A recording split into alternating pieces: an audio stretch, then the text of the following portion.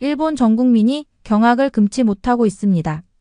일본이 세계 최고의 나라라고 믿었던 한 여고생의 충격적인 발언 때문인데요.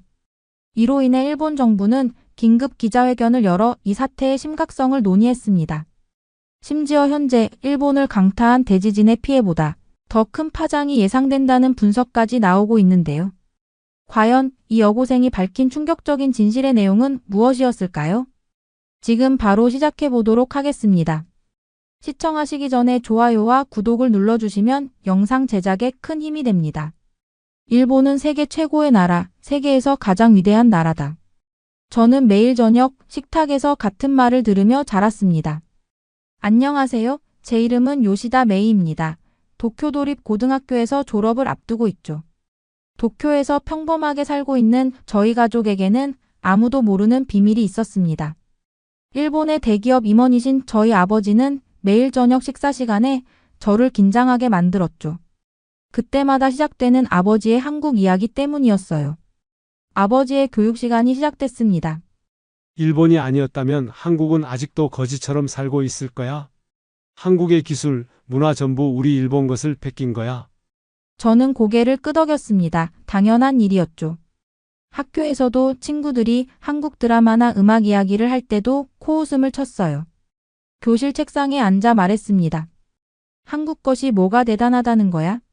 우리 드라마가 훨씬 낫지. 한국은 우리 문화를 따라하는 거잖아. 저는 친구들이 아무리 아니라고 말해도 듣지 않았어요. 아버지의 말씀이 전부 맞았거든요. 하지만 어머니는 달랐습니다. 늘 조용히 식사를 하셨죠. 아버지께서 한국 이야기를 하실 때면 표정이 잠시 굳어지는 것을 알아챘어요. 어느 날 새벽에 잠에서 깼습니다. 화장실에 가려고 거실을 지나다가 주방에서 새어나오는 희미한 불빛을 발견했어요. 어머니께서 핸드폰의 작은 화면으로 한국 드라마를 보고 계셨습니다. 작은 소리로 한국어 대사가 흘러나오고 있었죠. 하지만 저를 더 놀라게 만든 것은 어머니의 눈물이었습니다. 어머니는 왜 한국 드라마를 보면서 우셨던 걸까요? 평소에 전혀 볼 수 없었던 모습에 저는 이해할 수 없었어요. 그러던 어느 날 학교에서 충격적인 일이 생기고 말았죠. 수학여행을 한국으로 간다는 발표였어요. 친구들은 설레임으로 술렁였지만 저는 당황스러웠습니다. 저녁 식사 시간, 저는 이 소식을 부모님께 전했어요. 아버지의 표정이 굳어졌지만 의외로 반대는 하지 않으셨습니다. 그날 밤 어머니께서 제 방에 들어오셨어요. 어머니의 얼굴에서 긴장감이 느껴졌습니다.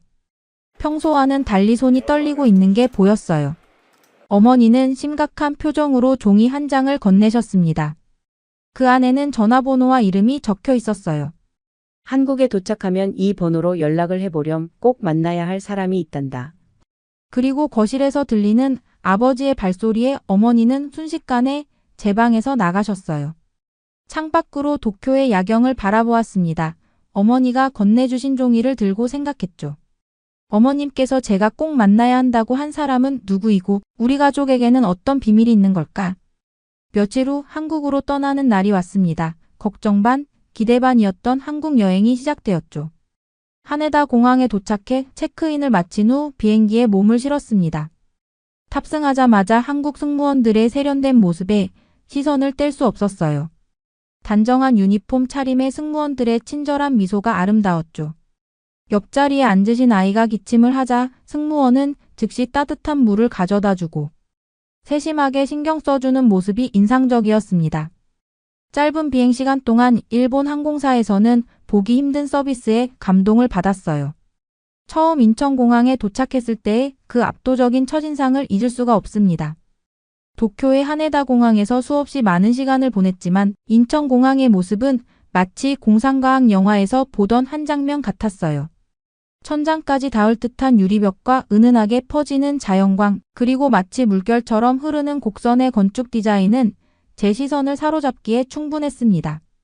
특히 깊은 인상을 받은 것은 스마트 시스템이었어요. 입국장에서 만난 AI 안내 로봇은 마치 실제 안내원처럼 자연스럽게 대화를 이어갔고 생체인식 기술을 활용한 자동 출입국 심사는 놀라울 정도로 빠르고 정확했습니다. 하네다 공항에서 항상 30분 이상 기다려야 했던 입국 심사가 여기서는 5분도 채 걸리지 않았어요. 공항에서 시내로 이동하면서 경험한 교통 시스템은 또 다른 차원의 놀라움이었습니다.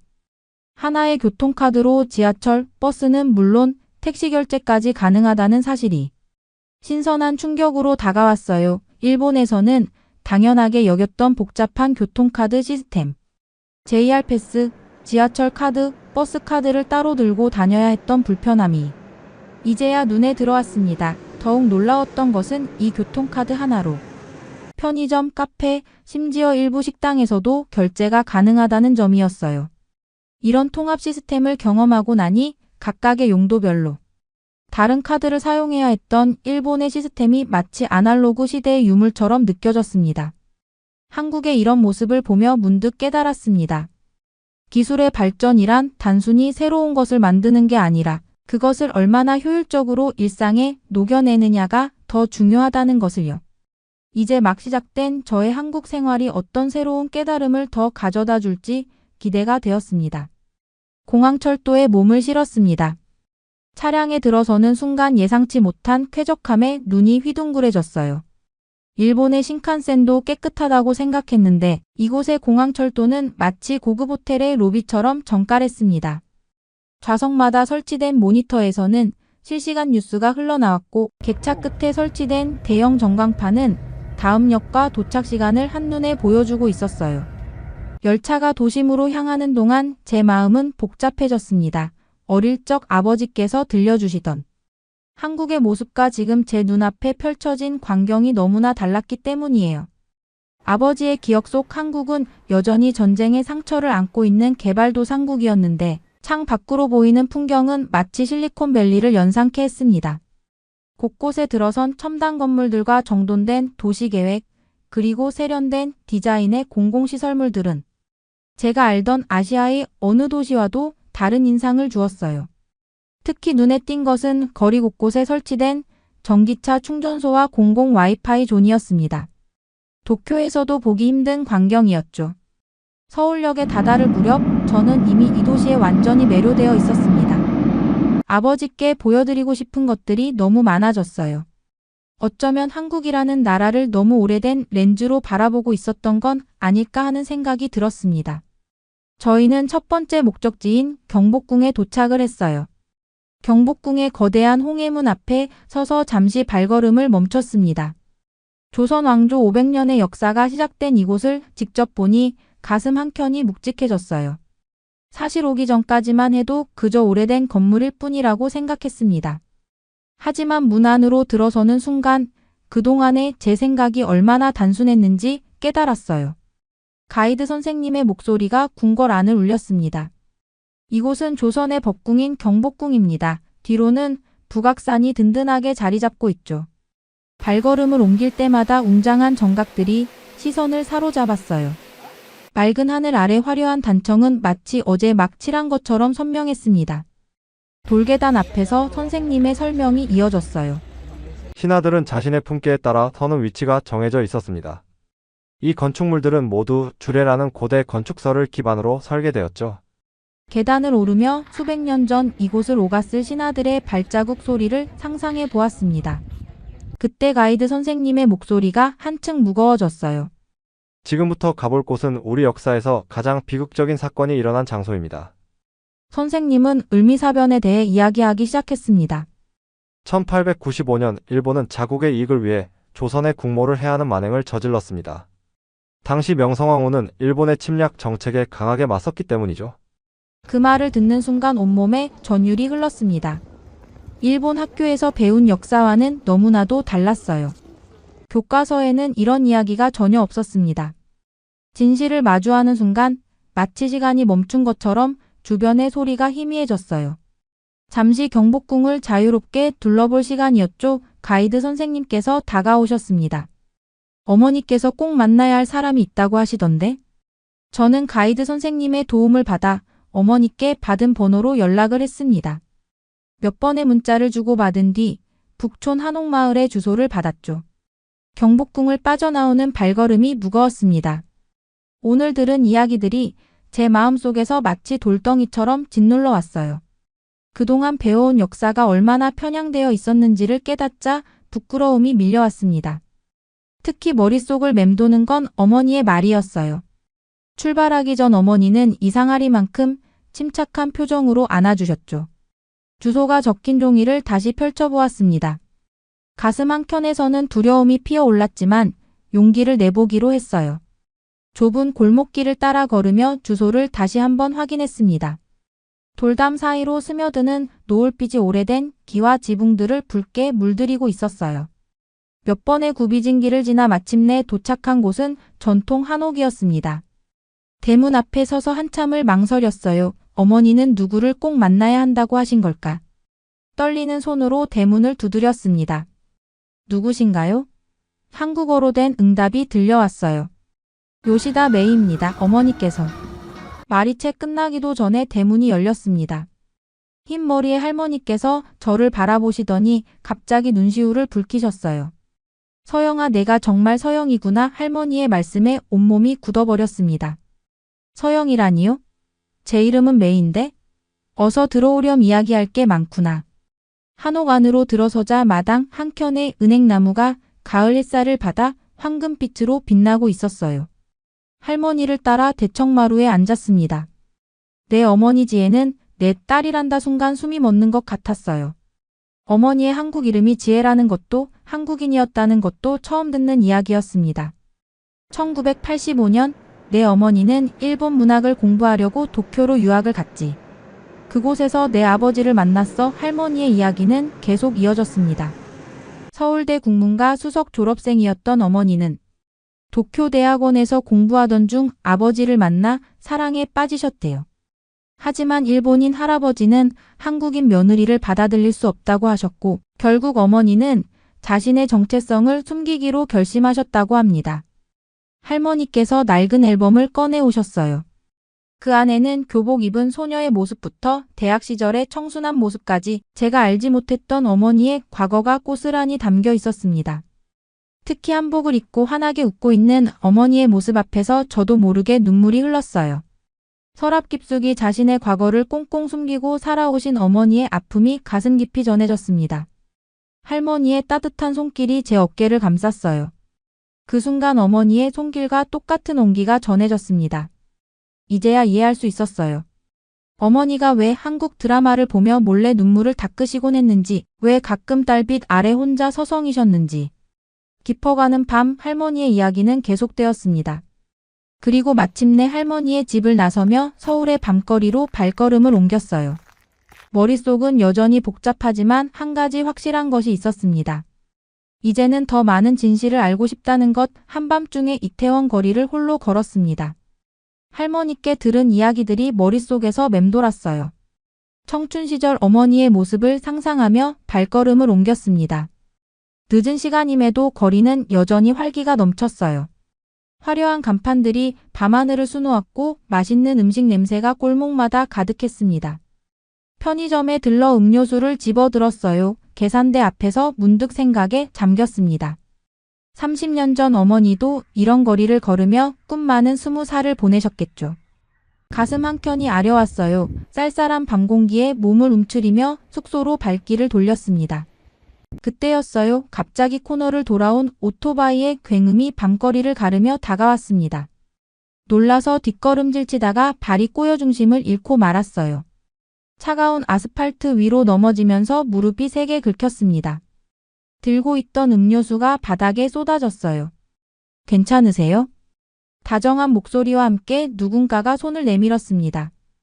고개를 들어보니 검은 패딩을 입은 청년이 걱정스러운 표정으로 저를 바라보고 있었어요. 많이 다치셨나요? 일어나실 수 있으세요? 그는 서강대학교 일문과에 재학 중인 준호라고 자신을 소개했습니다. 약국이 아직 문 열었을 거예요. 제가 모셔다 드릴게요. 준호의 부축을 받으며 약국으로 향했습니다. 그의 따뜻한 배려에서 진심 어린 걱정이 느껴졌어요. 가는 길에 이야기를 나누었습니다. 그는 무라카미 하루키의 열렬한 팬이었고 일본 문학에 깊은 관심이 있다고 했어요. 저는 우리가 서로를 더 이해하면 좋겠어요. 한국과 일본은 많은 것을 공유하고 있잖아요. 그의 말에 깊은 울림을 느꼈습니다. 약국에서 준호는 직접 약을 사와 제 상처를 정성스레 치료해 주었어요. 이제 괜찮으시죠? 택시 불러드릴게요. 숙소가 어디신가요? 택시를 기다리며 문득 아버지의 말씀이 떠올랐습니다. 한국인들은 일본인을 싫어한다고 하셨는데 지금 제가 경험하는 건 완전히 달랐어요. 정말 감사합니다. 이렇게까지 신경 써주시고. 당연하죠. 국적이 무슨 의미가 있나요? 어려운 사람을 돕는 건 인간의 도리죠.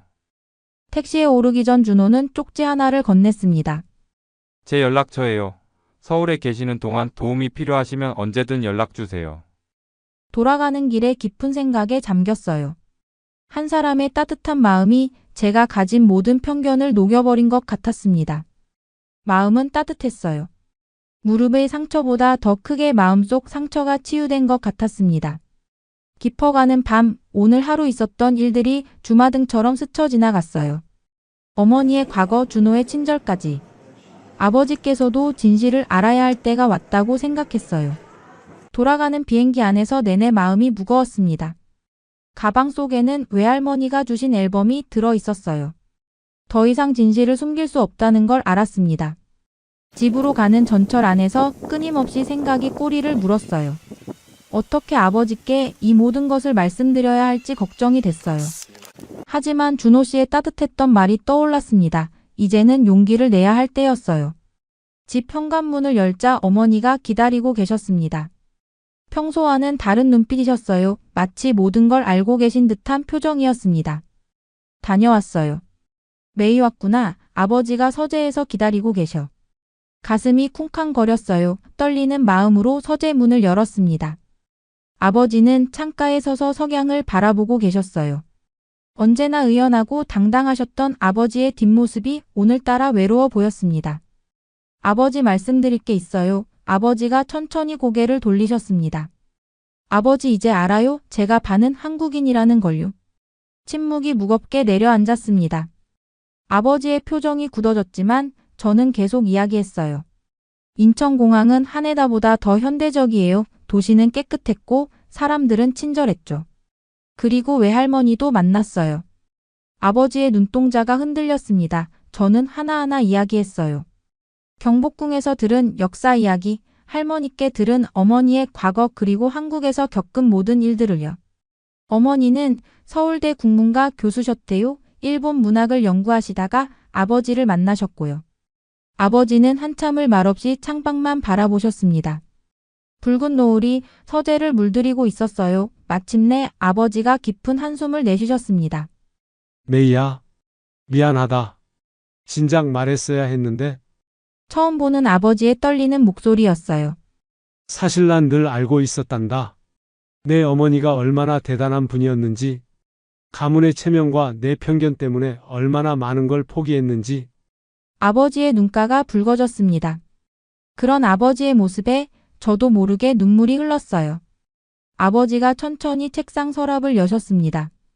오래된 가죽 앨범 하나를 꺼내시더니 조심스럽게 페이지를 넘기셨어요. 이건 내가 도쿄대 대학원생이었을 때야.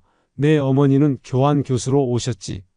처음 만난 순간부터 난 그분의 매력에 빠져들었단다. 사진 속에는 젊은 시절의 부모님이 담겨 있었습니다. 도쿄타워를 배경으로 수줍게 미소 짓고 계신 어머니는 지금과는 또 다른 아름다움이 있으셨어요. 내 어머니는 나보다 더 유려한 일본어를 구사하셨어. 일본 고전 문학에 대한 해박한 지식은 교수님들도 감탄할 정도였지. 아버지의 목소리가 점점 작아졌습니다. 하지만 난 그런 어머니의 재능과 꿈을 모두 짓밟아 버렸다. 내 가문의 전통이란 이름으로 한국인이란 정체성을 부정하게 만들었고, 그토록 사랑하던 학문마저 포기하게 했어. 처음 보는 아버지의 눈물이 뺨을 타고 흘러내렸어요. 지금부터라도 달라질 수 있을까요? 제 질문에 아버지가 고개를 끄덕이셨습니다. 그래, 우리 모두 변해야 해. 내 어머니에게 너무 많은 빚을 졌구나. 그날 저녁 오랜만에 가족이 한식탁에 모였습니다. 어머니는 처음으로 우리 앞에서 한국어로 이야기를 시작하셨고 아버지는 그런 어머니의 모습을 다정한 눈빛으로 바라보셨어요. 우리 가족이 새로운 시작을 향해 첫 발을 내딛는 순간이었습니다. 그날 이후로 우리 집의 일상이 조금씩 달라지기 시작했습니다. 아버지는 더 이상 한국에 대한 편견 어린 말씀을 하지 않으셨고 오히려 한국 문화에 대해 관심을 보이셨어요. 특히 식탁 위의 변화가 컸습니다. 어머니는 조심스럽게 한식을 만들기 시작하셨어요. 어느 날 저녁 식탁에서 된장찌개 냄새가 피어올랐습니다. 오늘은 내 외할머니께서 알려주신 레시피로 만들어 봤어. 어머니의 목소리에는 더 이상 주저함이 없었어요. 대신 오랫동안 숨겨왔던 자부심이 묻어났습니다. 아버지는 조용히 숟가락을 드셨어요. 그리고 오랜 침묵 끝에 말씀하셨습니다. 이렇게 맛있는 음식을 왜 진작해주지 않았어? 어머니의 눈가에 맺힌 눈물이 반짝였습니다. 저는 그제서야 깨달았어요. 한 그릇의 음식이 우리 가족에게 얼마나 큰 의미를 가져다 주었는지를. 서울에서의 경험과 가족의 진실을 마주한 후 제 삶의 방향이 달라졌습니다. 이제 저는 분명한 사명을 가지게 되었어요. 한국과 일본 두 나라의 문화를 이해하고 서로를 연결하는 다리가 되는 것입니다. 마치 어머니께서 젊은 시절 꿈꾸셨던 것처럼 저도 양국의 아름다움과 가치를 세상에 전하고 싶어요. 외할머니의 한옥에서 들은 이야기들, 준호 씨와 나눈 대화, 그리고 아버지와의 화해는 제게 큰 깨달음을 주었습니다. 진정한 힘은 서로의 차이를 인정하고 이해하는 데서 온다는 것을요. 우리가 다르다는 건 결코 서로를 멀리할 이유가 아니었어요. 오히려 그 차이야말로 우리를 더욱 풍요롭게 만드는 소중한 자산이었습니다. 이제 저는 매일 아침 거울 속 제 모습을 마주하며 미소 짓습니다. 더 이상 정체성의 혼란으로 고민하지 않아요. 제 안에 한국인과 일본인은 더 이상 대립하지 않습니다. 이 둘은 하나가 되어 새로운 이야기를 써내려가고 있어요. 저는 오늘도 그 이야기의 다음 장을 향해 한 걸음 더 나아갑니다. 저는 이제 매일 아침 일찍 일어나 한국어 공부를 시작합니다.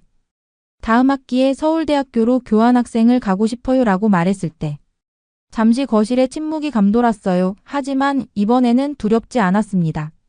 제 진심이 부모님께 분명히 전해질 거라 믿었거든요. 다행히도 부모님은 제 결정을 지지해 주셨습니다. 특히 어머니는 제 첫 한국어 선생님이 되어주셨어요. 메이야, 한글은 정말 특별한 글자란다. 세종대왕께서 백성들을 위해 만드신 거야. 배우기 쉽고 과학적이지. 어머니의 설명을 들으며 저는 새로운 세상을 발견했습니다. 주말에는 요코하마의 한국문화원에 다니기 시작했어요. 그곳에서 만난 친구들은 저와 비슷한 꿈을 가지고 있었습니다. 한국 문화에 매료된 일본 친구들, 일본에서 자란 한국계 친구들, 우리는 서로의 문화를 나누며 더욱 가까워졌어요. 메이 씨는 정말 대단해요. 두 나라의 가치를 모두 이해하려 노력하다니. 친구들의 응원에 더욱 열심히 공부할 수 있었습니다. 특히 서울에서 만났던 준호 씨와는 꾸준히 연락을 주고받으며 한국 문화에 대해 많은 것을 배웠습니다. 그의 도움으로 한국 현대 문학도 조금씩 읽기 시작했어요. 3개월 후 처음 본 한국어 능력 시험에서 좋은 성적을 받았을 때 어머니는 눈시울을 붉히시며 말씀하셨습니다. 정말 자랑스럽구나 내 딸. 오늘의 이야기는 여기까지입니다. 어떠셨나요? 우리는 종종 편견이라는 벽 앞에서 망설이곤 합니다. 하지만 메이의 여정이 보여주듯 그 벽을 넘어설 용기만 있다면 새로운 세상이 열립니다. 우리는 종종 편견이라는 벽 앞에서 망설이곤 합니다. 하지만 메이의 여정이 보여주듯 그 벽을 넘어설 용기만 있다면 새로운 세상이 열립니다. 그녀는 불과 며칠간의 서울 방문으로 미디어나 교과서에서는 볼 수 없었던 진짜 한국을 만났습니다.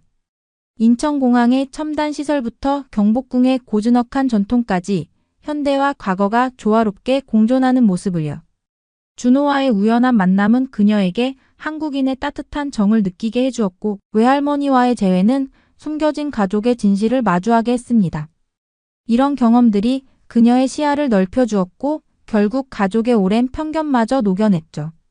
지금 이 순간에도 수많은 청년들이 서로의 문화를 이해하고 배우며 양국 간의 새로운 다리를 만들어가고 있습니다. 여러분은 어떻게 생각하시나요? 메이가 돌아가서 주변 사람들의 마음을 어떻게 변화시켰을지 여러분의 생각을 댓글로 남겨주세요. 그리고 이 이야기가 마음에 와닿으셨다면 주변 분들과 함께 나누며 더 깊은 대화를 나눠보시는 건 어떨까요? 오늘의 이야기는 여기까지입니다. 좋아요와 구독하기 꼭 눌러주세요. 더 재밌는 이야기를 소개해드리는데 큰 힘이 된답니다. 그럼 더 좋은 영상으로 찾아오겠습니다. 감사합니다.